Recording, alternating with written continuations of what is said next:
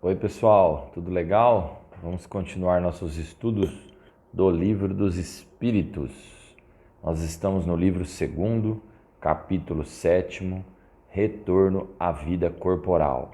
Nós estamos entendendo, estudando e compreendendo o espírito quando está na erraticidade, no mundo espiritual, aguardando a próxima reencarnação e quando ele retorna, o que acontece quando ele retorna ao corpo, à vida corporal. Nós estamos no item 2, que é a união da alma com o corpo, propriamente dita, a volta, né? Essa união. E nós acho que paramos na 354 aí pelo nosso catálogo aí do YouTube. Dá uma olhadinha aí para vocês não se perderem, ok? União da alma com o corpo. Nós estamos entendendo o que acontece, né? Nesse processo, nessa fase em que o espírito se preparou, reprogramou-se para reencarnar, estudou, recebeu auxílio dos amigos, dos familiares, dos espíritos de luz para reprogramar a sua reencarnação. Tudo mais ou menos proporcional ao grau de adiantamento de cada um. Quanto mais adiantado, mais lucidez e mais participa da programação, da reprogramação reencarnatória, podendo às vezes solicitar coisas, solicitar gênero de encarnação, espécies de encarnação, provas e por assim diante. Ok? Espero que não tenha havido dúvidas e vamos prosseguir. Nós estamos na 355, que ela nos indaga e nos traz a pergunta que diz assim: há como indica a ciência, existe como indica a ciência, crianças que desde o ventre da mãe não têm possibilidade de viver? Nós sabemos e já vimos agora no vídeo passado que existem espíritos que não estão ligados ao corpo, né? Ou a criança é o natimorto, aquele feto, aquela criança já vai nascer sem vida. E isso acontece frequentemente, nós já vimos aqui, vamos ratificar, vamos confirmar que isso acontece para que haja uma prova para os pais. Há uma ligação, há um porquê disso. Nada na lei de Deus, nada na divindade que é perfeito, nada é por acaso. Então, às vezes pode acontecer de que naquele feto não tenha nenhum espírito ligado a ele, ok? Como pode ter, nós vimos anteriormente, e a criança vive poucos dias. Aí serve para o espírito e serve para os pais. Nesse caso, a pergunta é: existe um feto, um embrião, um nenezinho que não tem nenhum espírito ligado a ele? Tem. Por quê? Porque é uma prova ou uma expiação para os pais passarem por aquilo. Como assim, Daniel? Para os pais, por exemplo, sofrerem a frustração de não conseguirem ter um filho, ou lutarem ou valorizarem a gestação. Eu não vou ficar aqui elencando e enumerando os motivos de erros, de vidas passadas que nos promoveu a ter esse desafio de não ter filhos. São inúmeros e infinitos os erros que nós cometemos pelo nosso orgulho e pelo nosso egoísmo, que nos faz carregar essa expiação, esse remorso de não ter filhos. Ok? 355.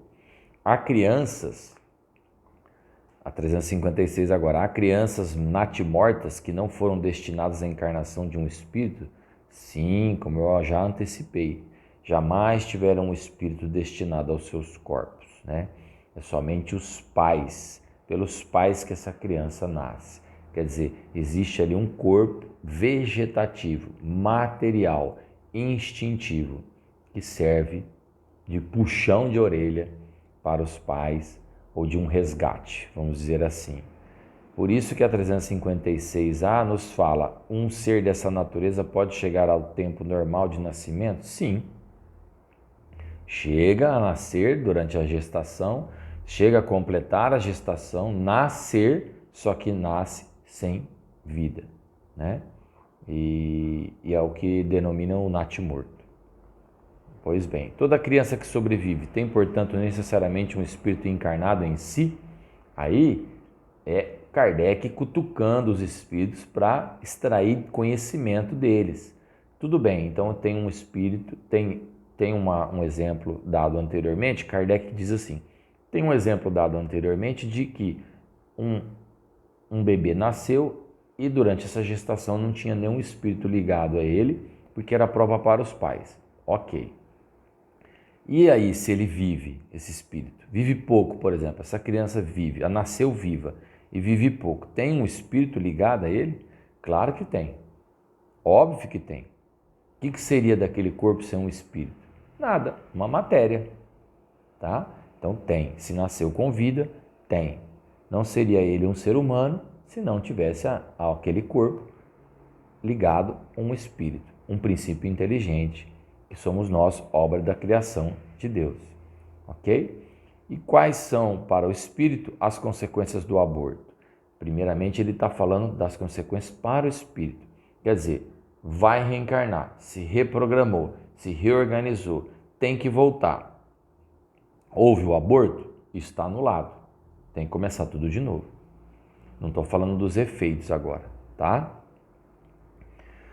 Porque aí os efeitos nós vamos ver depois e vamos estudar mais profundamente que nós não temos o direito de tirar a vida de ninguém. Então, quais são para o espírito as consequências de um aborto? Uma existência nula, não existiu, não ganhou nada, não somou, tem que começar de novo. E o aborto provocado é um crime, qualquer que seja a época da concepção? É a pergunta 358. Já antecipei que sempre há crime quando nós transgredimos ou descumprimos a lei de Deus. Ninguém vai escapar dessa fatalidade de você descumprir os desígnios de Deus. Deus criou seus mundos e suas moradas, criou a matéria para que seus filhos pudessem estudar na carne e evoluir e se melhorarem. A mãe ou qualquer pessoa que comete o aborto sempre vai cometer um crime, tirar a vida de uma criança. Por quê? Porque você está impedindo os desígnios de Deus. Você está impedindo a alma a passar pelaquela prova. Você está impedindo a alma a vir na escola da carne e usar esse corpo para servir de instrumento de evolução, de melhoria. Deus criou a matéria, o corpo, para que nós habitássemos ele e melhorássemos. Não é porque somos livres que nós temos que romper isso ao nosso bel prazer. Nós estamos tirando a chance de um irmão, nós estamos tirando a chance de uma alma que quer reencarnar e cumprir os desígnios de Deus. Não vou aprofundar muito aqui e dizer que essa alma ou esse aborto relacionado a essa alma está estritamente ligada ao seio familiar, às condições que aquela família proporcionou para a vinda dela. Nada é em vão. Uma família não se forma em vão. Nós não somos famílias de espíritos desconhecidos. Nós não somos famílias de espíritos que nasceram com a fecundação do embrião no corpo. Nós somos pré-existentes, somos almas afins e pré-existentes, que estamos reencarnando e nos relacionando juntos, errando e aprendendo juntos.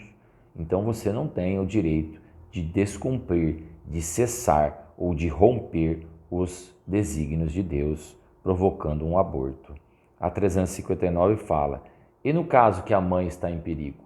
Aquele tipo de gravidez em que, se a gestação continuar, a mãe vai morrer, a mãe vai desencarnar. O que faz? O caso da mãe que está em perigo. há crime em sacrificar a criança para salvar a mãe? E a doutrina espírita, à luz da razão, nos traz o conforto e o ensinamento que é sempre preferível sacrificar o ser que não existe.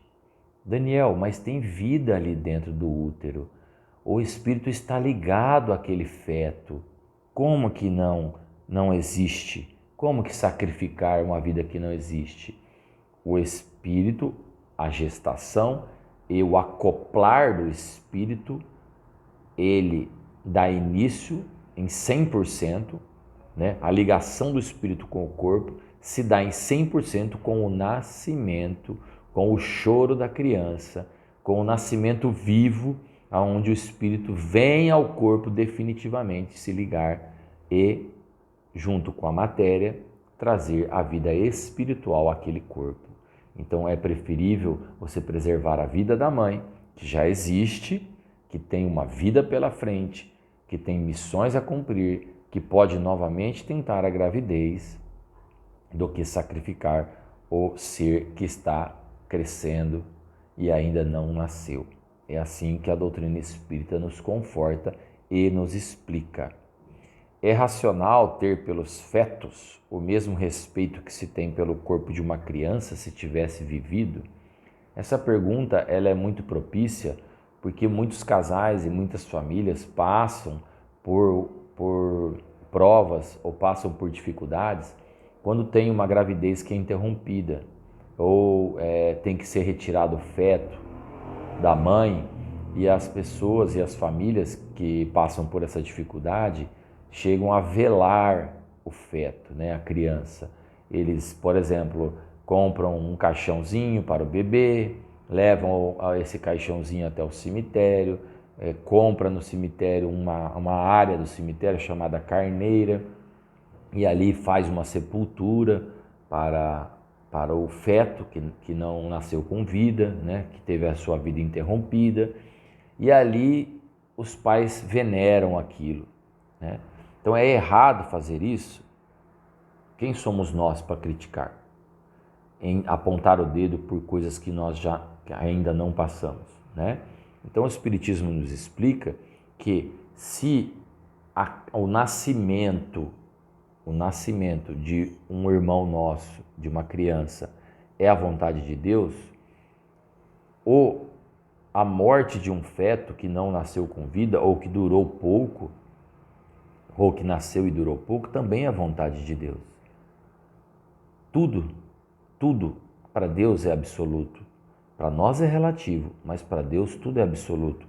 Então, se aquele feto que não nasceu com vida, ele está numa situação de que a família está respeitando aquele feto, quem somos nós para desrespeitar? Então, se aquilo foi a vontade de Deus, nós temos que aceitar. E nós temos que respeitar, por quê? Porque são obras da criação, como nós.